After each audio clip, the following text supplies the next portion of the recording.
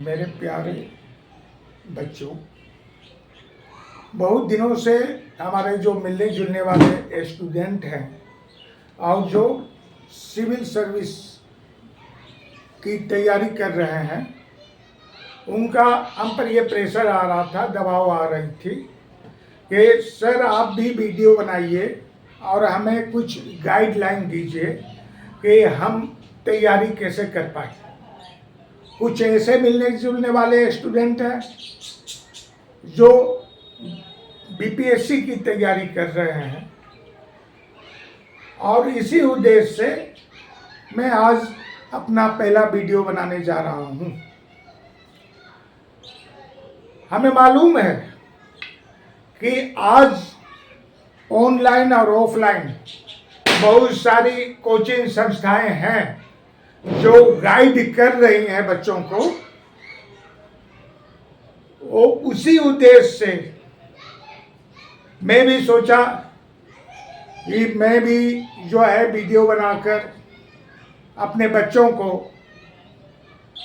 अपने मिलने जुलने वाले लोगों को और जो स्टूडेंट सब तैयारी कर रहे हैं उनको मैं अपना भी योगदान दे पाऊं। और इसी उद्देश्य से आज हम अपना पहला वीडियो बनाने जा रहा हूं। मेरे वीडियो का स्लोगन जो है वह पैशंस फॉर सक्सेस है।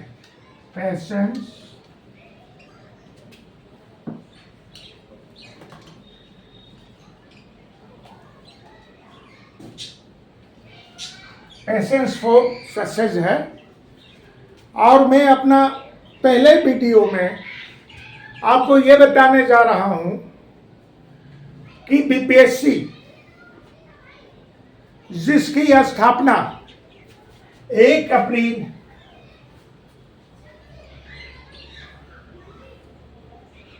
1949 में हुई थी और इसका पुनर्गठन 1965 में हुआ था। तो अभी फिलहाल बीपीएससी के सिलेबस क्या है, कितने चरणों में एग्जामिनेशन होते हैं और उन एग्जामिनेशन में शामिल होने के लिए कौन कौन सी बाधाएं हैं, उनका सिलेबस क्या है, ये सारी विषय पर आपको मैं विस्तार से चर्चा करूंगा। और उसी चर्चा के क्रम में मैं सबसे पहले आपको ये बताना चाह रहा हूं कि बीपीएससी की परीक्षा के लिए क्या योग्यताएं होनी चाहिए। वो बीपीएससी की परीक्षा के लिए बैचलर डिग्री होनी चाहिए या आप बीए ऑनर्स हो या बीएससी हो या बीकॉम हो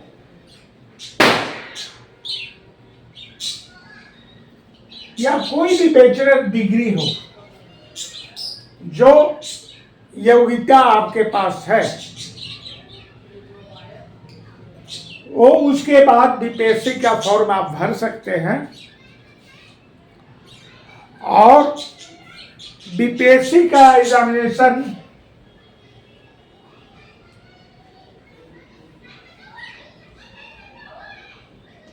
तीन चरणों में संपन्न होता है।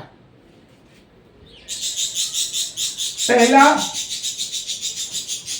पीटी एग्जाम, और जो स्टूडेंट पीटी एग्जाम क्वालिफाई कर जाते हैं, जो स्टूडेंट पीटी एग्जाम क्वालिफाई कर जाते हैं उन्हें मेंस की परीक्षा देनी पड़ती है और उसके बाद वाइवा होता है, इंटरव्यू होता है।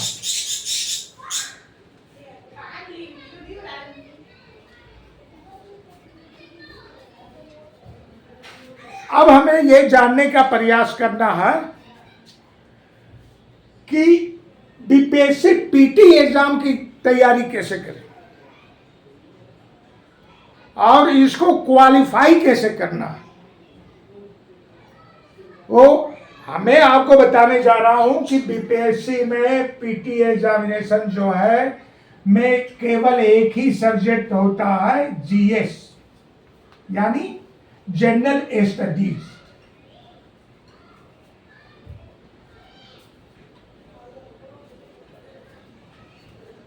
जनरल स्टडीज 150 मार्क्स का होता है।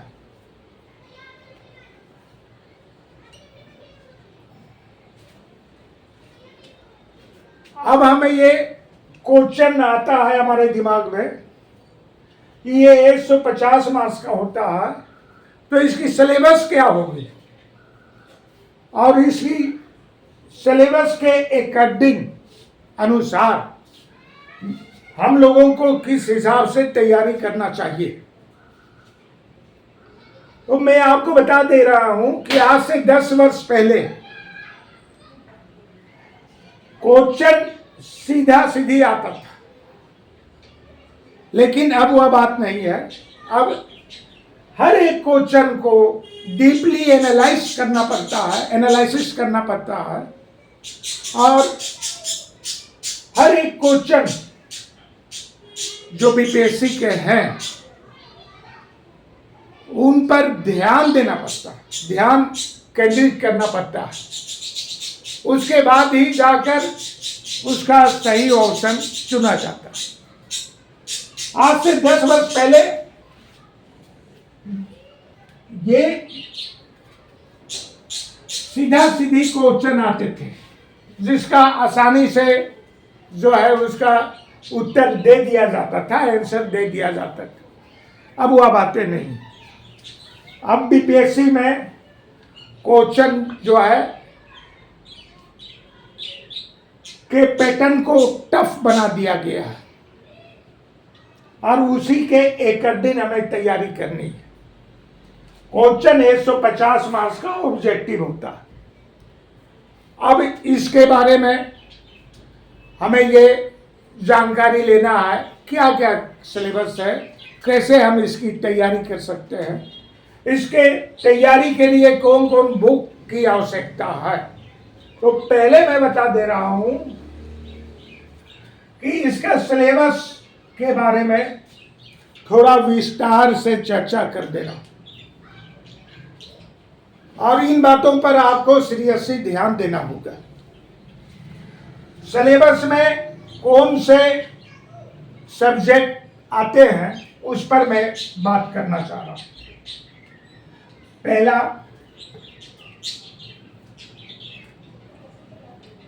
इंडियन हिस्ट्री यानी भारतीय इतिहास। अब भारतीय इतिहास में 3 डिवीजन होते हैं, एंशिएंट,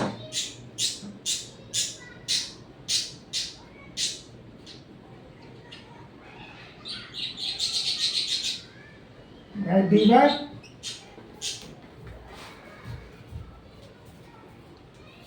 एंड मॉडर्न। जनरली ये पिछले 10 साल से अगर आप उसके क्वेश्चन का अध्ययन करेंगे तो ये पाएंगे कि इंडियन हिस्ट्री बीपीएससी में लगभग 25 और 30 मार्क्स के आते हैं।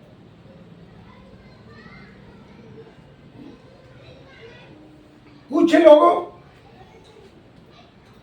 को ये ध्यान में आता है, कुछ बच्चे ऐसे हैं कि जो बिहार पर विशेषकर बुक लेते हैं, उससे तैयारी करते हैं कि बिहार पर ये इतिहास आएगा। तो मैं एक कॉमन बात बताना चाहता हूं कि जब आप इतिहास का अध्ययन कर रहे होते हैं तो उसी में बिहार का भी इतिहास का अध्ययन हो जाता है। इसलिए हमारा ये राय है कि आप बिहार के इतिहास को अलग से ना पढ़िए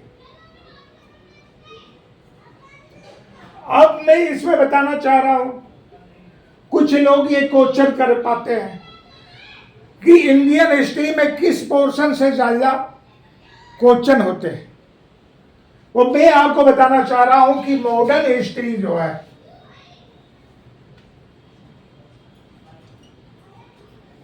इससे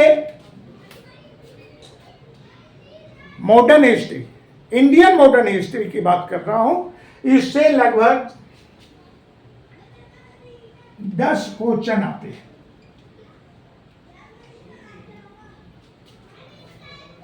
10 क्वेश्चन इंडियन हिस्ट्री से आते हैं। ये 10 से 15 इसको मान दीजिए, 10 भी नहीं,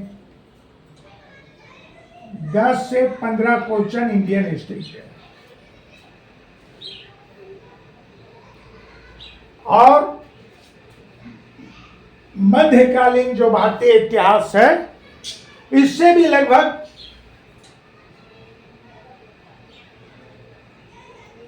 8 से 12 क्वेश्चन आते हैं।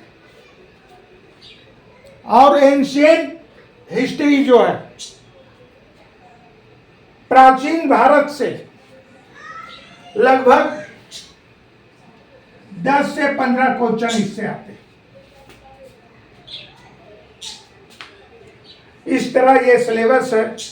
अब क्वेश्चन ये दिमाग में आता है कि भारतीय जो इतिहास है इसकी तैयारी कैसे करें।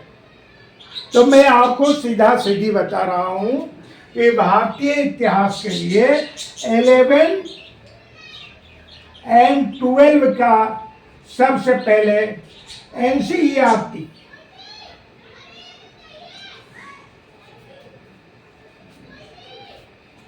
का बुक कई बार, एक बार नहीं, क्वेश्चन ये होता है कि एक बार नहीं, कई बार जब आप पढ़ेंगे तो कई चीजें आपके जहन में आएगी।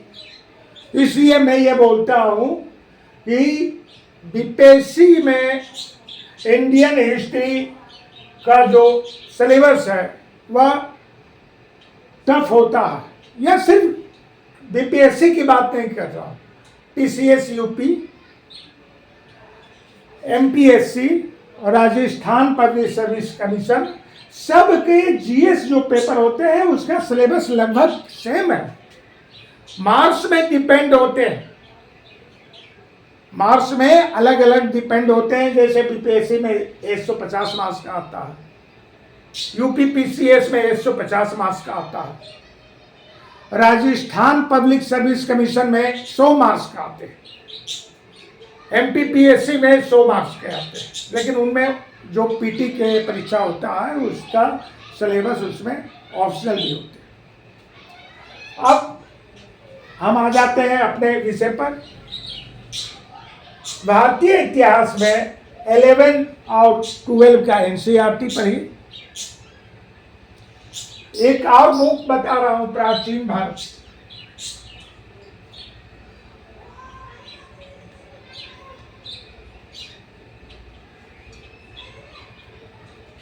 एक और बुक का अध्ययन कर सकते हैं, डीएन झा। प्राचीन भारत में डीएन झा की पुस्तक आप पढ़ सकते हैं। लेकिन पहले एनसीईआरटी का बुक जो है कई बार पढ़ना है। कई बार जब आप पढ़ोगे तो नई नई चीजें दिमाग में आएगी और उससे आप कामयाबी की ओर अग्रसर होंगे। प्राचीन भारत में डीएन झा का बुक आप पढ़ लीजिए और इस बुक को भी कई बार आप पढ़ें। अब मध्यकालीन भारत में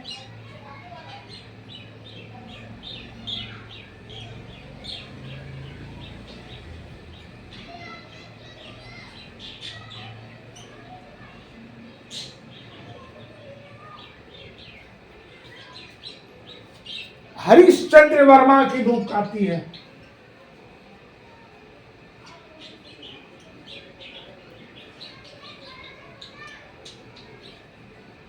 ये 2 वॉल्यूम में होता है। 2 वॉल्यूम में होता है। इसको लेकर आप अध्ययन कर सकते हैं। अब आधुनिक भारत,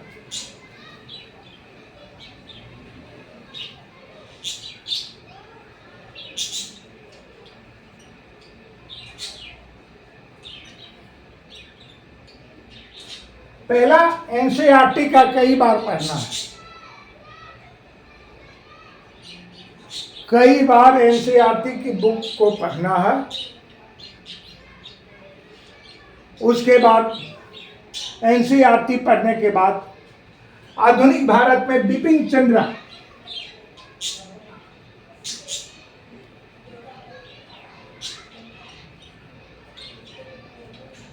चंद्र की बुक आप पढ़ लीजिए, सफिशिएंट है बीपीएससी पीटी के लिए भी और मेंस के लिए भी। चूंकि कुछ बच्चे ऐसे होते हैं कि पीटी की तैयारी करते हैं, उसमें समय बर्बाद कर देते हैं और मेंस उनको नजर नहीं आता। तो आपको ये सजेशन देना चाहता हूं कि पीटी और मेंस दोनों का सिलेबस लगभग सेम है। वह सब्जेक्टिव आता है मेंस में और ये ऑब्जेक्टिव होते हैं। उसमें भी सब्जेक्टिव और होते हैं, इसमें सब्जेक्टिव नहीं होते हैं, पीटी में ऑब्जेक्टिव होते हैं। वो अभी से ही पीटी और मेंस दोनों की प्रिपरेशन साथ में ही करना, अलग अलग नहीं करना। ये हमारा अनुभव है और यही मैं आपको समझा रहा हूं। अब इतिहास में आपको समझ में आ गया होगा कि इंडियन हिस्ट्री आता है, उसमें उसको 3 भागों में डिवाइड हुआ है, एंशिएंट, प्राचीन, मध्य और आधुनिक। और उसमें सबसे पहले एनसीईआरटी पढ़ना है। कई बार, मैं बार बार बोल रहा हूं, कई बार आपको स्टडी करना है एनसीईआरटी का। और उसके साथ प्राचीन भारत DN झा, मध्यकालीन भारत जो है हरिश्चंद्र वर्मा, और आधुनिक भारत बिपिन चंद्र सफिशिएंट है। जब इतनी बुक का अध्ययन आपका हो जाएगा तो इतिहास से एक भी क्वेश्चन आपसे मिस नहीं हो पाएंगे। अब दूसरा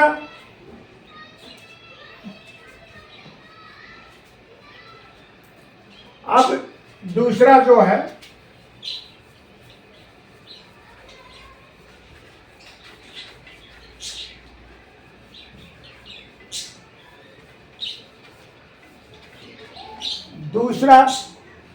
है वह भारतीय संविधान।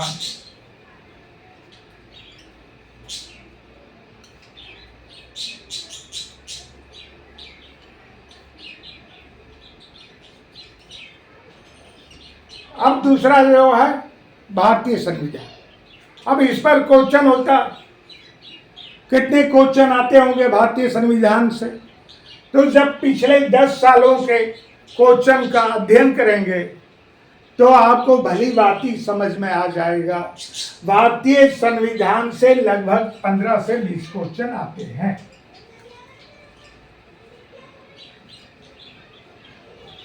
लगभग 15 से 20 क्वेश्चन भारतीय संविधान से आते हैं। अब क्वेश्चन ये होता है कि भारतीय संविधान का अध्ययन कैसे करें।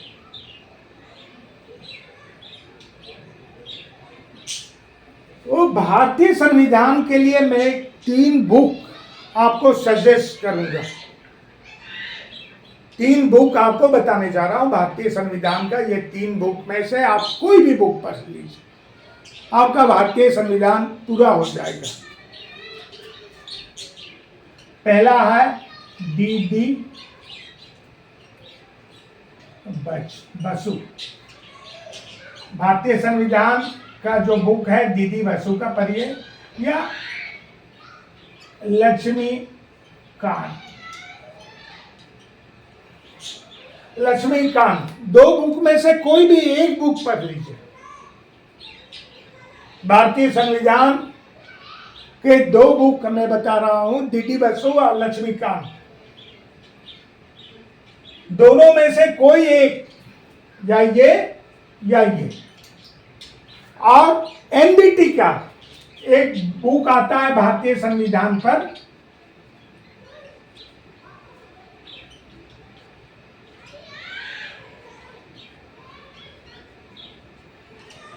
सुभाष कश्यप का।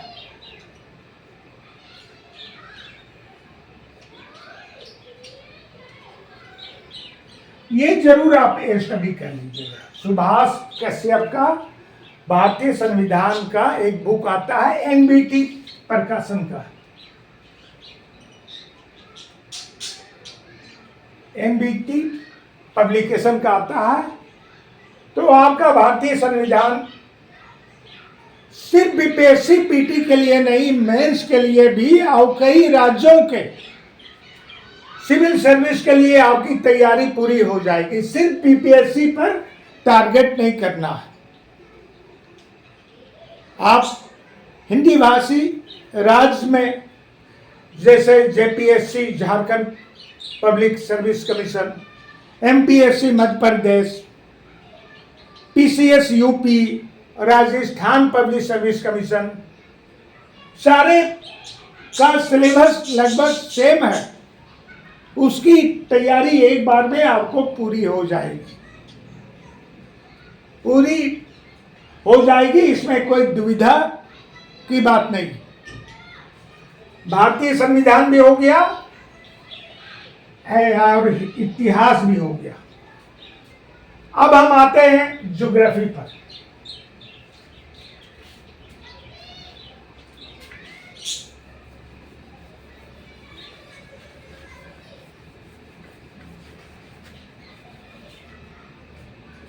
भूगोल।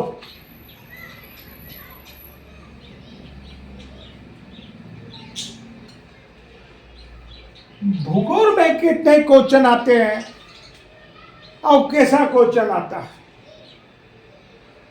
तो भूगोल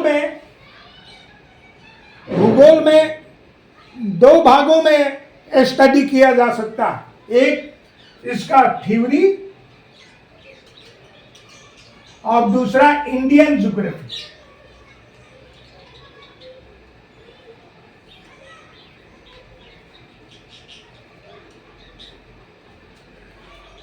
कितने नंबर के क्वेश्चन आते हैं भूगोल में? 20 से 25 मार्क्स के क्वेश्चन आते हैं लगभग। कुछ स्टूडेंट पूछते हैं कि बिहार का भूगोल तो अलग से पढ़ना पड़ेगा। नहीं, जब आप पूरे भारत का भूगोल ही जान रहे हो, स्टडी कर रहे हो, तो बिहार उससे अलग नहीं हो सकता। बिहार का भूगोल भी इसमें जानेंगे, बिहार के मिट्टी के बारे में भी जानेंगे, बिहार के जलवायु के बारे में भी जानेंगे। तो उसके लिए आपको अलग से स्टडी नहीं करना पड़ेगा। इसको कौन से बुक से पढ़ें जो कंप्लीट हो जाए? तो मैं ये बताना चाह रहा हूं कि इसके लिए आप 9, 10, 11, 12 का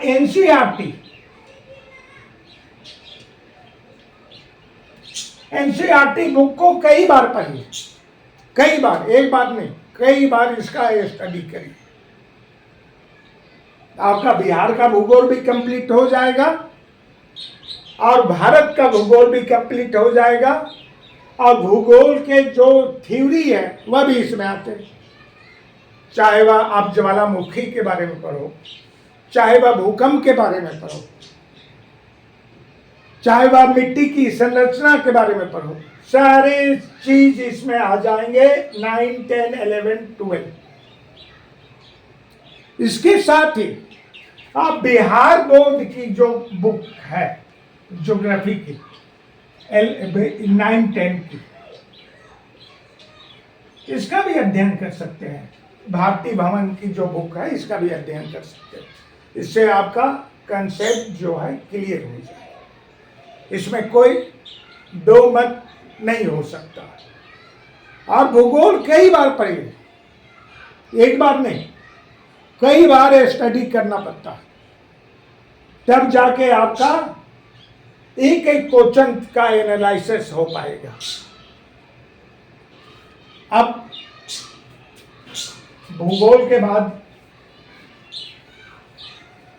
और क्या सिलेबस है उसके बारे में अध्ययन करेंगे। अब सामान्य ज्ञान,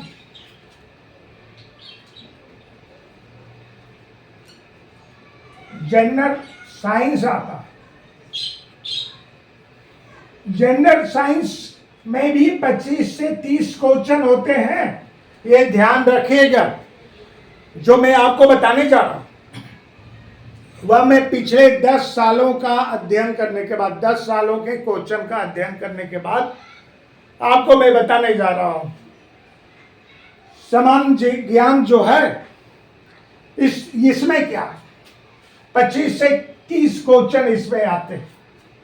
अब 25 से 30 क्वेश्चन कहां से आते हैं? वो इसमें कई भाग है, फिजिक्स,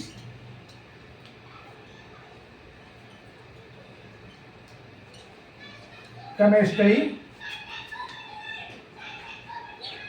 बायोलॉजी और computer science.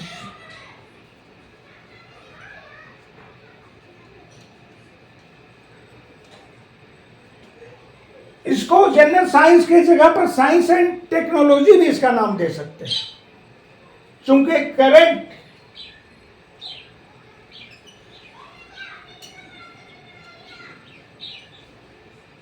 Science and technology के बारे में भी आपको अध्ययन करना होगा। Physics, chemistry, biology, computer science और करंट साइंस एंड टेक्नोलॉजी, क्योंकि इससे भी अब क्वेश्चन आ रहा है, चाहे वह डिफेंस के बारे में हो, ये सारे क्वेश्चन जनरल साइंस में आते हैं। अब जनरल साइंस का अध्ययन कैसे करना, ये 25 से 30 क्वेश्चन कैसे सॉल्व करना, इस विषय में भी आपको बता रहा हूं। कौन सा बुक पर होंगे, कैसे आसानी से ये 25 क्वेश्चन आप सॉल्व कर पाओगे, इसके लिए सबसे आसान तरीका बता रहा हूं। 9, 8, 9, 10 की बुक का अध्ययन आप कर लीजिए। एनसीईआरटी,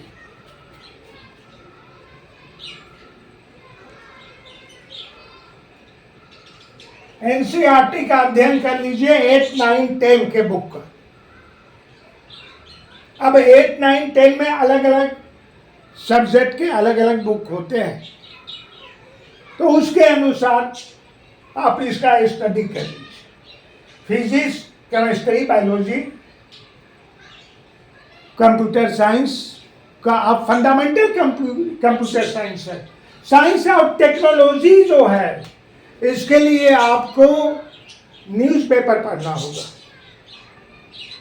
न्यूज़पेपर में एक पेज ही होता है साइंस एंड टेक्नोलॉजी का।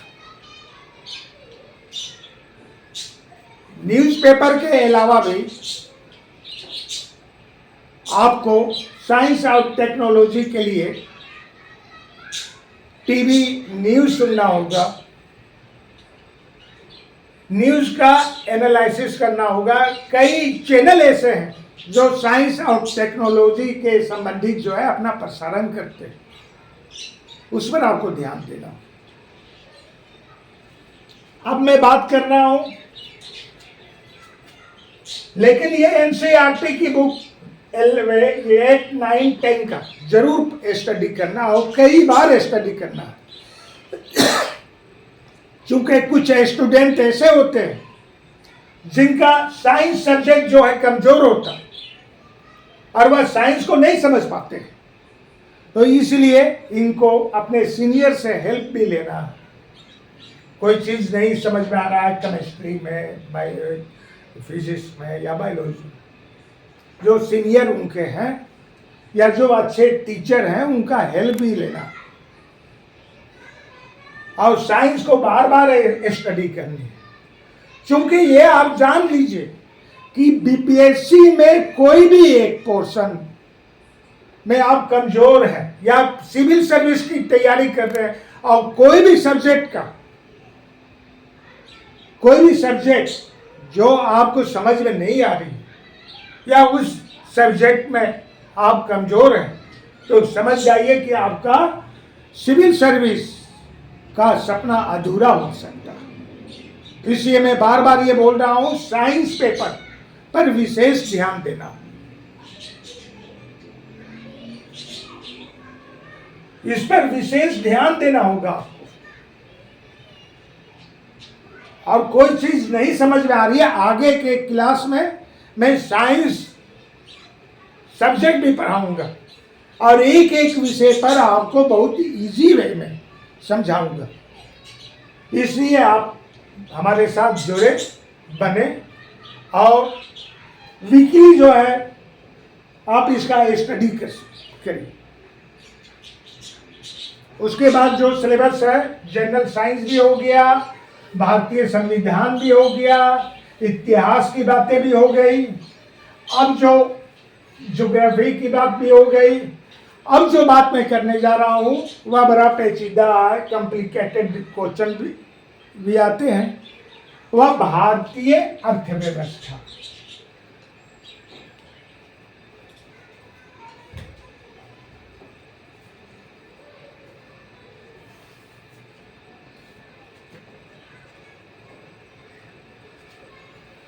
कुछ लोगों का ये पोर्शन कमजोर होता है,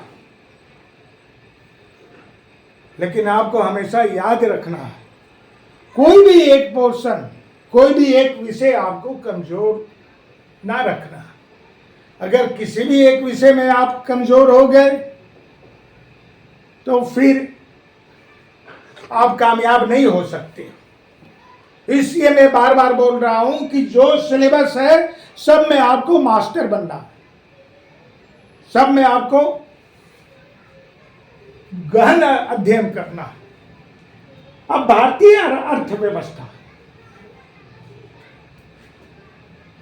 भारतीय अर्थव्यवस्था में क्वेश्चन जो आते हैं उसको हम कैसे सॉल्व कर सकते हैं।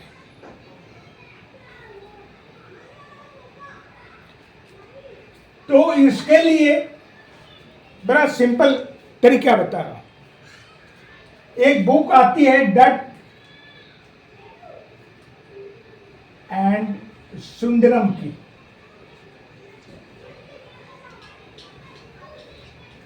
इस बुक पर आप ध्यान दीजिए और इस बुक को कई बार पढ़िए। अब कुछ स्टूडेंट ये जानना चाहते हैं कि क्या ये एक बुक पढ़ने से हमारा भारतीय अर्थव्यवस्था कंप्लीट हो जाएगा, पूरा हो जाएगा, उसमें मैं इस सब्जेक्ट में मैं क्वालिफाई हो जाऊंगा? नहीं।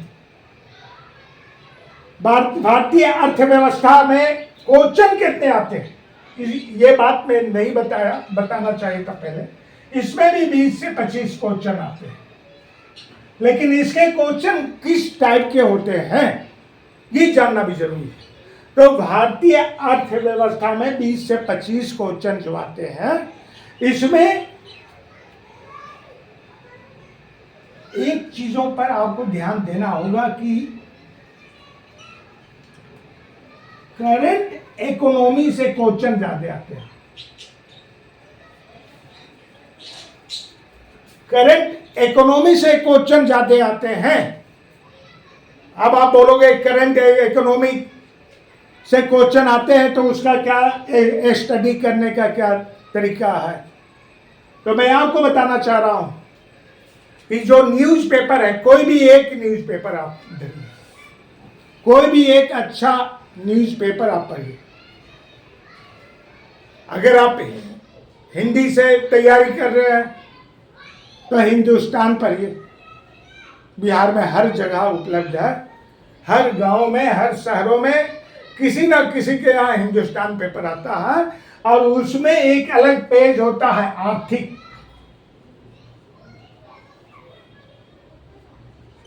विश्लेषण।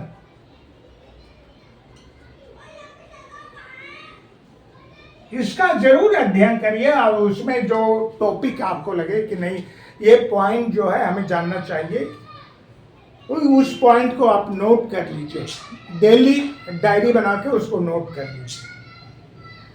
क्योंकि थ्योरी से क्वेश्चन कम आते हैं और इससे करंट जो इकोनॉमी है, इंडियन इकोनॉमी है या वर्ल्ड इकोनॉमी है, उससे क्वेश्चन ज्यादा आते हैं। इन बातों पर आपको ध्यान देना होगा। तो इसके लिए एक मैगजीन भी आती है, हिंदी में ही आती है, हिंदी इंग्लिश दोनों में आती है, योजना। यह मंथली मैगजीन है और काफी सस्ती, हमें लगता है कि 20 रुपये 25 रुपये में आपको हर महीना मिल जाएगी। ये योजना है या Kurukshetra.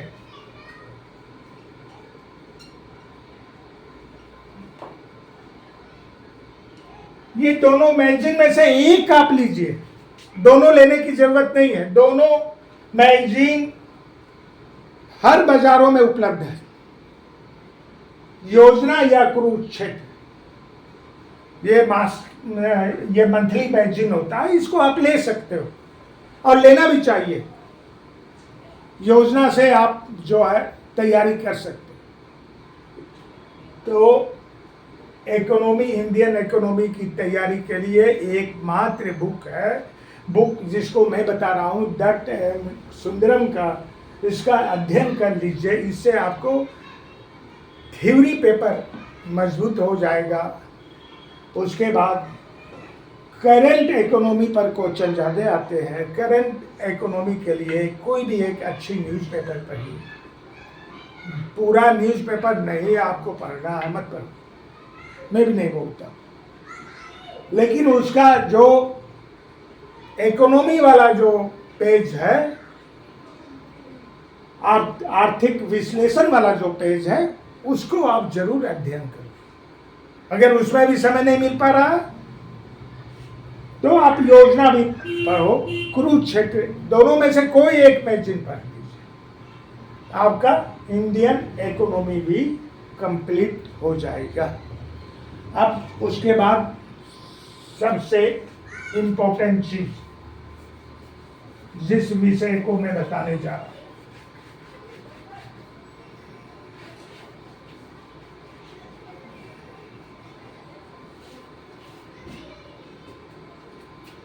Current affair.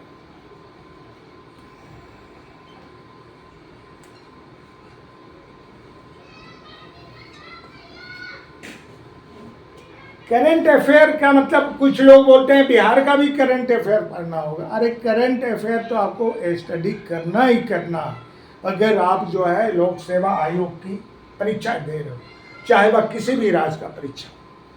Current affair के लिए क्या पढ़ना? करंट अफेयर के लिए इसमें कितने नंबर के क्वेश्चन आते हैं, तो ये भी लगभग 25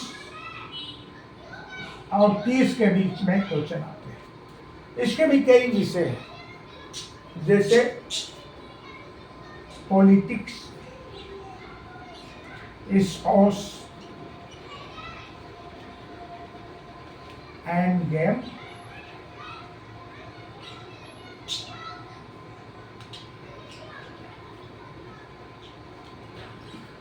करंट अफेयर में politics, sports and game,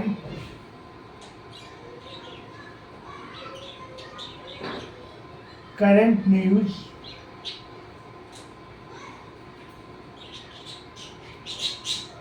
ETC, research,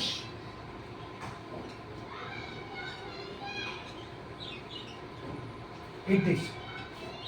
current affair मैं बार बार आपको समझा रहा हूं, कोई भी विषय आपको छोड़ना नहीं है। करंट अफेयर के लिए क्या तैयारी किया जाए, कैसे उसकी स्टडी की जाए, तो इसके लिए सबसे अच्छा साधन जो है एक आम बच्चों के लिए, एक आम स्टूडेंट के लिए, वह है न्यूज़पेपर। कोई भी एक हिंदी में अच्छा न्यूज़पेपर, या आप हिंदुस्तान ले लो, या एक पेपर जनसत्ता आती है, लेकिन ये जनसत्ता हर जगह उपलब्ध नहीं है, तो मैं आपको सजेस्ट करूंगा हिंदुस्तान पेपर आपको, और उसका स्पोर्ट्स वाला पेज, करंट अफेयर वाला पेज, उसका एडिटोरियल, इन सारे चीजों का स्टडी करें। अगर आपको समय नहीं मिल पा रहा, कोई भी एक न्यूज चैनल का जो विश्लेषण होता है उसको दिन में 1 या 2 बार आप देख लो, और उसके पॉइंट को आप नोट कर लो डेली बेसिस पर। आपका करंट अफेयर जो है वह कंप्लीट हो जाएगा, और ये दावा के साथ बोल सकता हूं कि आप कामयाब हो जाओगे। अब एक विषय और बचा हुआ है,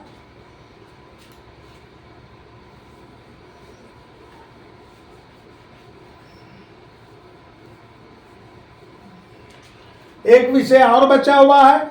उस विषय के बारे में भी अगर ना बताऊं तो पूरा सिलेबस अधूरा है, और वह विषय है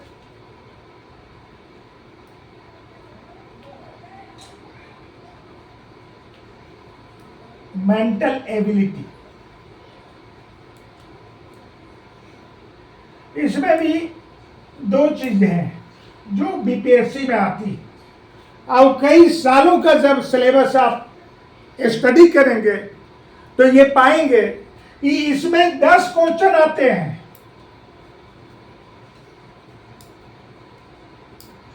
10 क्वेश्चन में मेंटल एबिलिटी में इसलिए बता रहा हूं, इसमें मैथमेटिक्स भी आते हैं,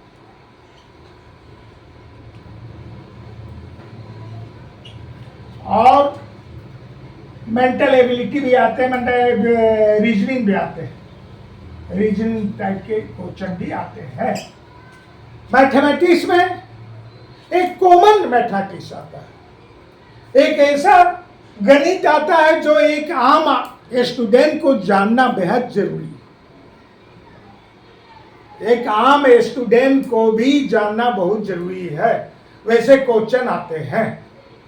अब कौन कौन सिलेबस, कौन कौन चैप्टर से क्वेश्चन आते हैं, तो कोई टफ क्वेश्चन नहीं होते हैं, एक आम एक साधारण विद्यार्थी भी उसको सॉल्व कर पाएगा कम समय में। और ये मैथमेटिक्स में जनरली क्वेश्चन जो होते हैं simple and compound interest,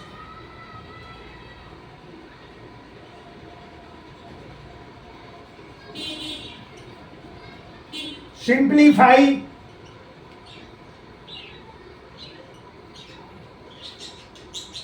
profit and loss,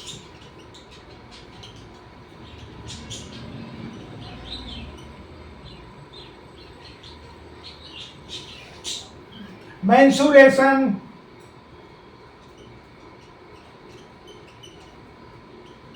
basic, मैं बेसिक यहां लिख रहा हूं, बेसिक मेंसुरेशन जो है उससे क्वेश्चन आते हैं। सिंप्लीफाई भी आते हैं, प्रॉफिट लॉस भी आता है, स्क्वायर रूट भी आता है,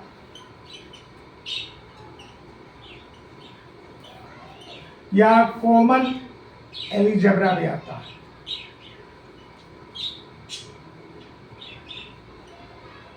जो एक समान विद्यार्थी भी इसको सॉल्व कर पाएगा, और ये 10 क्वेश्चन आते हैं, और कोई भी लोक सेवा आयोग में एक एक नंबर का काफी इंपॉर्टेंट होता है। जो सिलेक्शन मार्क्स है उससे ऊपर लाने के लिए एक एक नंबर का भी संघर्ष होता है। एक एक नंबर पर हजारों हजार स्टूडेंट क्वालिफाई कर जाते हैं। सैकड़ों में क्वालिफाई करते हैं। तो हर एक विषय का अपना एक अलग इम्पोर्टेंस। अब इस विषय की तैयारी कैसे करें? क्वेश्चन आता है इस विषय की तैयारी कैसे करें?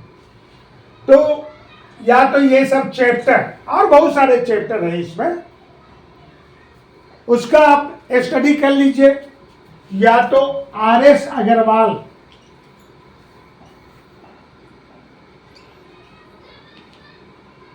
का कॉम्पिटिटिव का एक कॉमन मैथमेटिक्स का एक बुक होता है, उसका स्टडी कर लीजिए।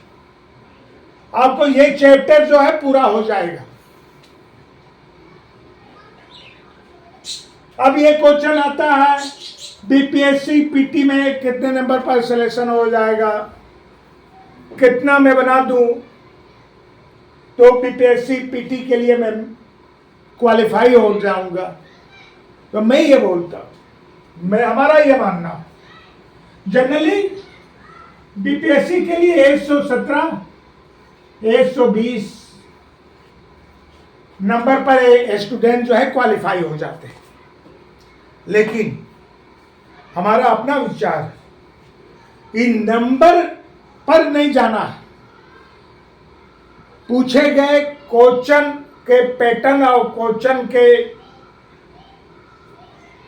विषय पर जाना है। अगर क्वेश्चन टफ आ जाता तो कम पर भी सिलेक्शन हो जाएंगे। ऐसे जनरली जो है 117 120 मार्क्स जो स्टूडेंट ले आते हैं PT एग्जाम में, वो क्वालिफाई हो जाते हैं। आज हमारा इतना ही है। इसके बाद अगले क्लास से मैं आपको चैप्टर पर आऊंगा। पहले भारतीय इतिहास से शुरुआत करूंगा, सिंधु घाटी सभ्यता से शुरुआत करूंगा और उसको बड़ी आसान शब्दों में पढ़ाऊंगा। धन्यवाद।